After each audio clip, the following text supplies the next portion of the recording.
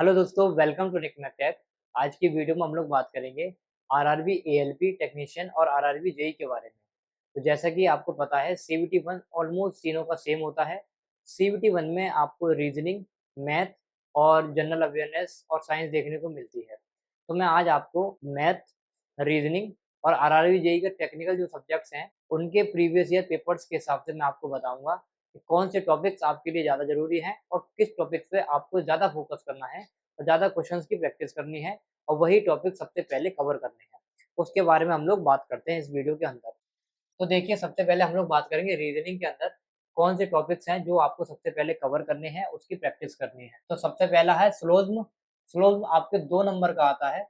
Coding decoding की बात करूँ, ये हमारा 3 नंबर को देखने को मिलता है। अगर मैं बात करूँ नंबर सीरीज और अल्फाबेटिकल सीरीज, ये आपको 2 नंबर में देखने को मिलता है। क्लॉक की बात करूँ, ये भी 2 नंबर का आता है। डायरेक्शन, ये 2 नंबर का आता है। फिगर कटिंग और काउंटिंग, ये 5 नंबर का आपको देखने को मिलता है। वेन डायग्राम में एक आध क्वेश्चन आते हैं 1 नंबर के। और ये आपके स्टेटमेंट, आर्गुमेंट, अजम्पशन, कंक्लूजन्स और कोर्स ऑफ एक्शंस, ये 5 नंबर के आपको देखने को मिलते हैं, यानी कि 1-1 नंबर के क्वेश्चन आ सकते हैं इसमें से। कैलेंडर 1 नंबर का आपको मिल सकता है। मैथ ऑपरेशंस 1 नंबर का। गैपिंग सीरीज 1 नंबर की। तो ये 11 टॉपिक्स हैं, इन पे आपको ज़्यादा फोकस करना है। यानी कि आपको पता है कितने नंबर की हमारी रीजनिंग आती है। हमारी रीजनिंग 25 नंबर की आती है। तो 25 नंबर ही आपको यहाँ से मिल जाएंगे। तो इन पे आपको ज़्यादा फोकस करना है। तो ये तो बात होगी हमारी रीजनिंग के अंदर कि कौन से टॉपिक्स पे हमें ज़्यादा फोकस करना है, कौन से टॉपिक हमारे लिए ज़्यादा इंपॉर्टेंट है।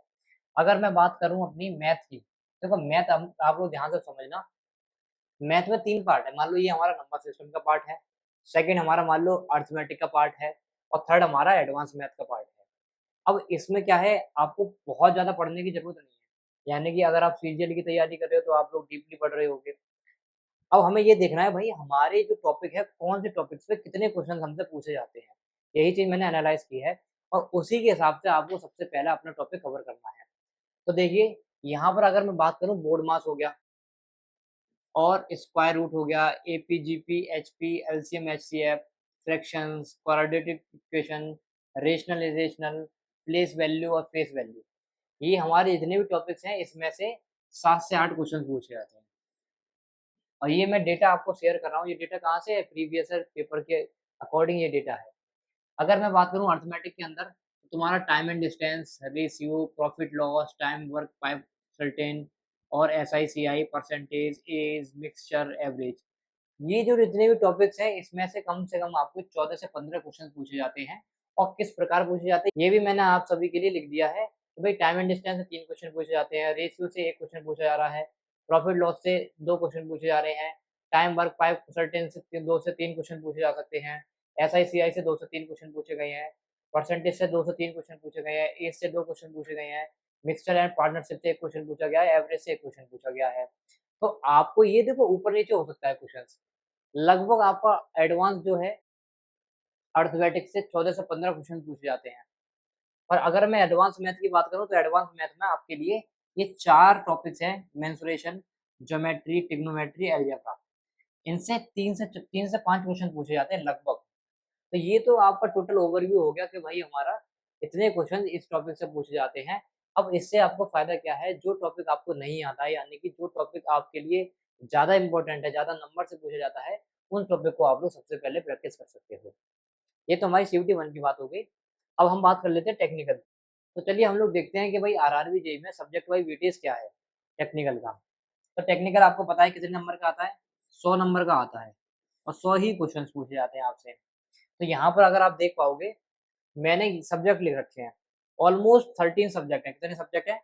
13 सब्जेक्ट हैं आपके। इन्हीं सब्जेक्ट से रेलवे में एग्ज़ाम में क्वेश्चन पूछे जाते हैं। देखिए, इंडस्ट्रियल मैनेजमेंट सबसे पहला जो इम्पोर्टेंट सब्जेक्ट है आपका, इंडस्ट्रियल मैनेजमेंट। इसमें लगभग अभी तक 404 क्वेश्चन पूछे जा चुके हैं, ठीक है? अगर मैं फ्लूइड मैकेनिक्स की बात करूँ तो फ्लूइड मैकेनिक्स में क्या है, 382 क्वेश्चन पूछे जा चुके हैं। अगर मैं सॉम की बात करूँ, तो सॉम में क्या है, 377 क्वेश्चन पूछे जा चुके हैं। ऐसे बेसिक थर्मोडायनामिक्स में आपके 318 क्वेश्चन पूछे जा चुके हैं। तो आप ये मान के चलिए, अगर आपने 1, 2, 3, अगर 3 सब्जेक्ट भी अच्छी तरीके से पढ़ लिए, तो इनका वेटेज भी बहुत ज़्यादा हो गया। इतने ज़्यादा क्वेश्चन इनसे पूछे जा सकते हैं। तो ये मैंने प्रायोरिटीज़ वाइज़ लिख दिया है कि भाई सबसे पहले आपको इंडस्ट्रियल मैनेजमेंट खत्म करना है।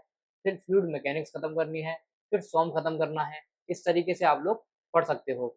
यानी कि मैंने कल भी आपको बताया था कि भाई अपने टॉप 5 सब्जेक्ट चूज़ करो कि भाई सबसे पहले मेरे को इनको अच्छी तरीके से पढ़ना है, इनकी नोट मेकिंग करनी है और रिवाइज़ करना है और एमसीक्यू क्वेश्चंस की प्रैक्टिस करनी है।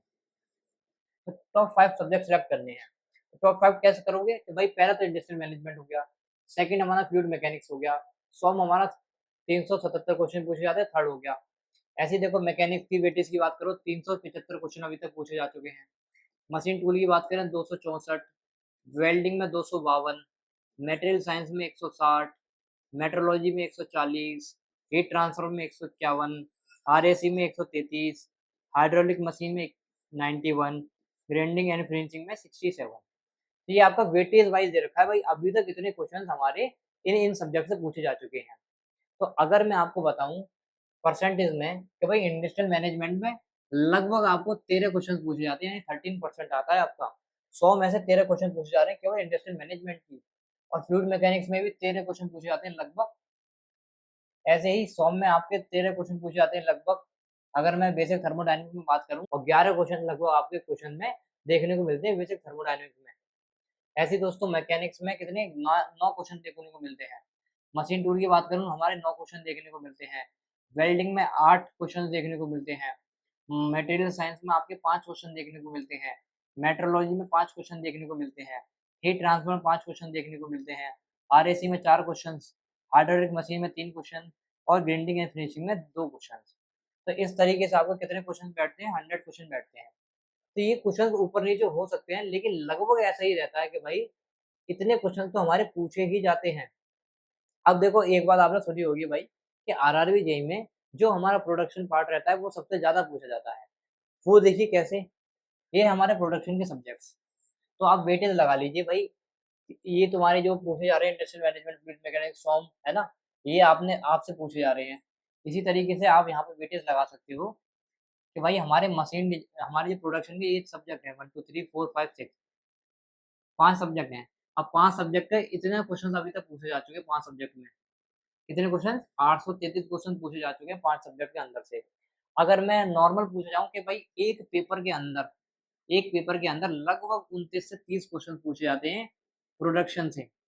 तो इसीलिए बोला जा रहा है कि भाई पूरे 100 क्वेश्चन में से कितने में से 100 क्वेश्चन में से लगभग अगर 30 क्वेश्चन प्रोडक्शन पे पूछे जा रहे हैं, तो इसका वेटेज कितना हुआ? 30% वेटेज हुआ ही नहीं हुआ। यानी कि लगभग 100 में से 30 जो क्वेश्चन पूछे जा रहे हैं, वो आपके प्रोडक्शन इंजीनियरिंग से पूछे जा रहे हैं। और प्रोडक्शन इसीलिए आपको पढ़ना बहुत ज़्यादा ज़रूरी रहता है। तो सबसे पहले आप लोग प्रोडक्शन पढ़ सकते हो। अगर नहीं पढ़ना है, तो मेरे हिसाब से सबसे पहले आप लोग जो टॉप 5 सब्जेक्ट होंगे, वो आपके पहले तो ये खत्म करो इंडस्ट्रियल मैनेजमेंट, फिर आप कंप्लीट करिए फ्लूइड मैकेनिक्स अपना, क्योंकि इनसे आपको बहुत ज़्यादा क्वेश्चन पूछे जा सकते हैं। फिर आप अपना सॉम खत्म करिए। चौथे नंबर पे आप लोग क्या खत्म कर सकते हो? मैकेनिक्स खत्म कर सकते हो। ठीक है? बेसिक थर्मोडायनामिक्स तो आपको आती होगी, बाकी के आप लोग ये तुम्हारे जो प्रोडक्शन का पार्ट है इनको अपने प्रायोरिटीज़ के हिसाब से अरेंज कर सकते हो। तो आज की वीडियो में हम लोग इतना ही रखते हैं। मिलते हैं नेक्स्ट वीडियो में। अगर आपको ये वीडियो पसंद आई हो, हेल्पफुल लगी है, तो अपने दोस्तों के साथ शेयर ज़रूर करें।